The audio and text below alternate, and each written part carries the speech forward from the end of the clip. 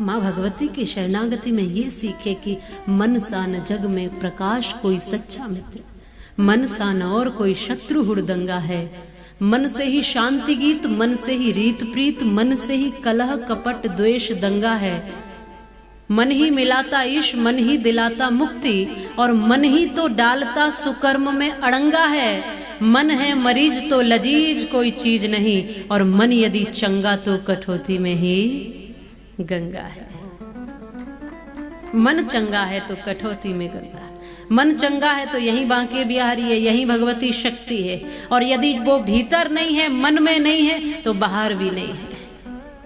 इसलिए इस भीतर के मन को पवित्र करने के लिए माँ भगवती के ये 9 स्वरूपों की आराधना नवरात्रि में की जाती है कि थोड़ी सी ममता, करुणा, प्रेम हमारे जीवन में भी आ सके।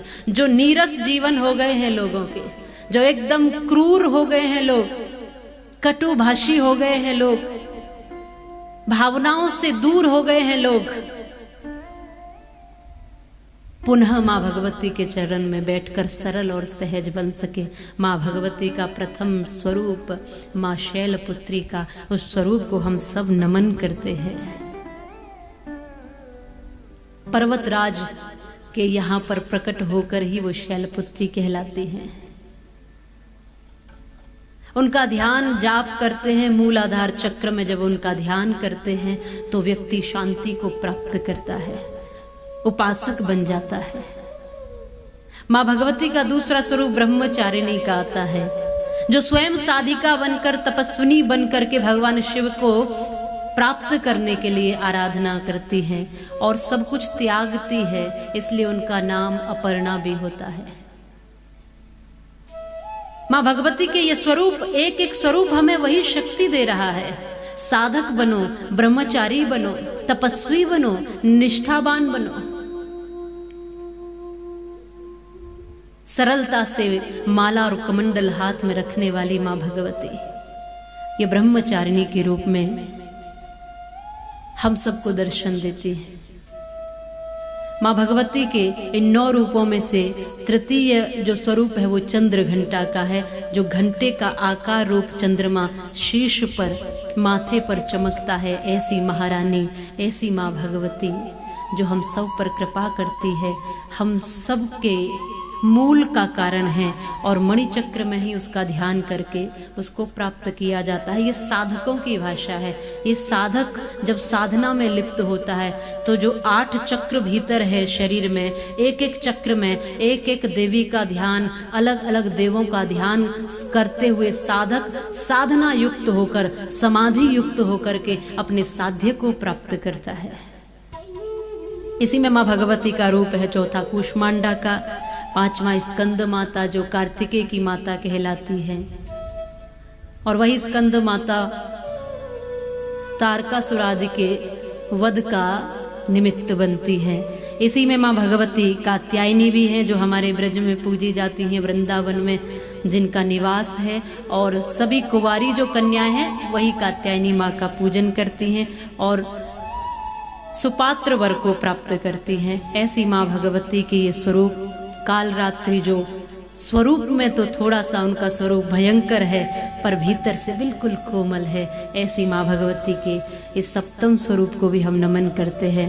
8वां स्वरूप माँ भगवती का महागौरी, जो 8 वर्ष की ही होती है, उससे अधिक उनकी उम्र नहीं बढ़ती, जैसे सनकादि आदि है। तो उस माँ को भी हम कन्या स्वरूप में पूजन करते हैं। और सिद्धदात्री माँ, 9वीं माता जो सब सिद्धियों की देने वाली है, जिसमें सब समाहित है, जिसमें सब योग, जप, तप, ध्यान, साधना जैसी भी सिद्धि करके आप जो कुछ प्राप्त करना चाहते हो, पुत्र प्राप्ति की, भगवती से ऐश्वर्य प्राप्ति की, या कोई अन्य कामनाएं जो हमारे मन में संसार में लौकिक जीने के लिए चाहिए, वो सब माँ भगवती सिद्धदात्री के रूप में पूरी करती है। ऐसा नहीं हो सकता कि इस जीवन में किसी के मन में कोई कामना ही न हो। मनोकामना तो सबके मन में होती हैं। सद्विचार से, सदसंकल्प से जब कामनाएं मन में रखी जाती है तो माँ भगवती स्वयं उनको पूरा करती है। तो अच्छी विचारधारा से, अच्छी भावना माँ भगवती के चरणों में हम सब नतमस्तक होकर के यहाँ भाव रखेंगे और इन 9 दिनों में एक एक कहीं न कहीं अवगुण को दूर करते हुए माँ भगवती के उपासक बन करके सद्गुण को धारण करेंगे। जो सभी यहाँ श्रोता बंधु बैठे हैं, सभी भक्तजन बैठे हैं और जो संस्कार चैनल के माध्यम से भी श्रोता बन करके बड़ी निष्ठा के साथ जो बैठे हैं, वो ये समझें कि हमें हर रोज एक एक अवगुण को दूर करके एक एक अच्छी भावना और अच्छी वृत्ति को धारण करना है और हम उपासक बन जाएंगे। केवल और केवल मैं ये कहती हूँ कि अक्षत रोली कुमकुम चढ़ा देने से हमारी पूजा सफल नहीं होती। हमारा स्वयं का जीवन पुष्प की तरह महकने लग जाए, हमारा स्वयं का जीवन सुगंधित हो जाए, हमारा स्वयं का जीवन जल की तरह पावन हो जाए, तभी हम भगवती के सच्चे उपासक बनते हैं। और ऐसी प्रार्थना हम माँ भगवती से करते हैं, हे माँ भवानी हमारे ऊपर कृपा करना और चरणों में अपने सदैव हमें लगाए रखना। हम जैसे भी हैं, जो भी हमारा भाव है उसको स्वीकार करना और अपने पात्र बनाए रखना। बड़ा सुंदर भाव है। माँ भगवती के इन समस्त स्वरूपों को हम नमन करते हैं।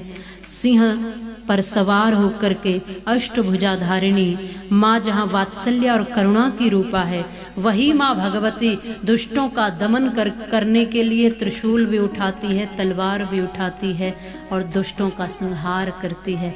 तो ऐसी शक्ति की आराधना करते हैं, ऐसी भक्तिमय ममतामयी माँ की आराधना करते हैं और माँ भगवती को कहते हैं, माँ भगवती आप कृपा करें और हम सबके सब अवगुणों को दूर करें।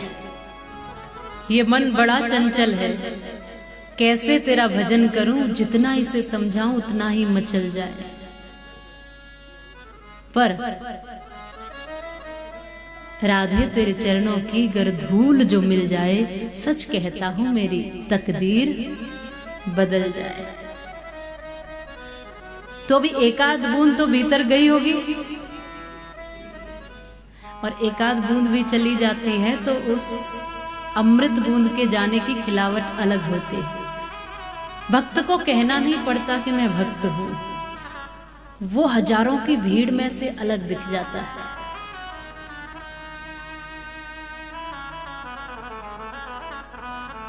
कभी प्रमाण नहीं देना पड़ता। मां भगवती की कृपा उन्हीं पर बरसती है जो चाहत रखते हैं। जो चाहोगे वो पाओगे। मां भगवती कहती है, भक्त मेरा चाहे पढ़ा लिखा हो या अनपढ़, मैं सबके लिए एक जैसी हूं।